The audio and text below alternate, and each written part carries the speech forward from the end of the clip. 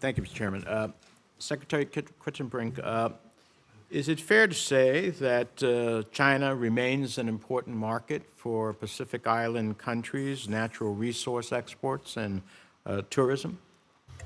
Yes, sir, Senator. I think that's an accurate statement for And is it probably the also right majority of that countries. 10 Pacific Island countries have joined China's Belt and Road Initiative, which promotes PRC-backed infrastructure development? I don't know that figure, but I would not dispute it. Happy to look into that. I would and I'll take commend that it at to face you. value. I'm pretty Yes, sure sir. it's 10. Yes, sir. So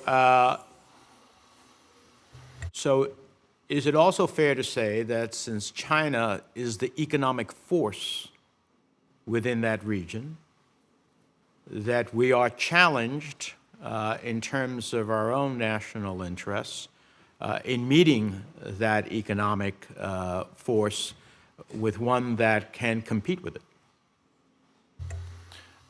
Senator, I would agree with that, but I would say, having engaged intensively with our Pacific Island leader friends over the last couple of years, the demand signal for U.S. engagement is probably as strong as I've ever seen in any region. Certainly, there are economic engagements with China that are important to these countries, and we're not asking countries to choose, but it's clear to us that our Pacific Island friends want to have options.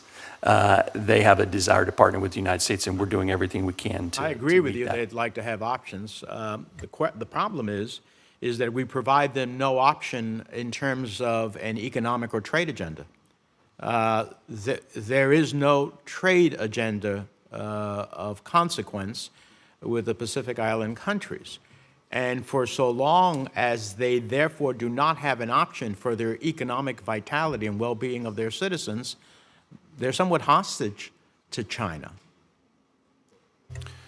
We've certainly tried to meet their needs, and in How instance, so? well, as I indicated, sir, our strategy is based on meeting their needs in terms of security, combating climate change, infrastructure investment, and the like. So our focus has been primarily in those sectors. We also promote good governance and people-to-people ties as well. But those would be the priority sectors. Those for are us. all worthwhile things, Mr. Secretary. Some of the things that I have advocated for the better part of, nearly 2 decades of being here in the Senate and 3 decades in Congress. But we have to be realistic that if we do not have a robust trade agenda in the Pacific Island countries, that they will, not by desire maybe, but by default, ultimately deal with the Chinese. And the urgency of climate change, there's a lot more that we should be doing as it relates to climate change, which is in our collective interests as well as a global interest that we have, but which is really an existential challenge to our Pacific Island neighbors. And so I just hope the administration gets to a better place because, IPEF is a nice framework, but it doesn't deal with any market access at the end of the day. And without market access, I think that we are going to be at a competitive disadvantage with China. Mr. Schiffer, it's good to see you back before the committee. I see you have adopted the State Department's ways of expanding beyond the 5 minutes. So, but I hope that's the only thing that you adopt from that experience. Let me just say, I think our colleague was trying to get to this. At the end of the day, isn't what China often does through its Belt and Road Initiative is to trap many of these countries in debt diplomacy?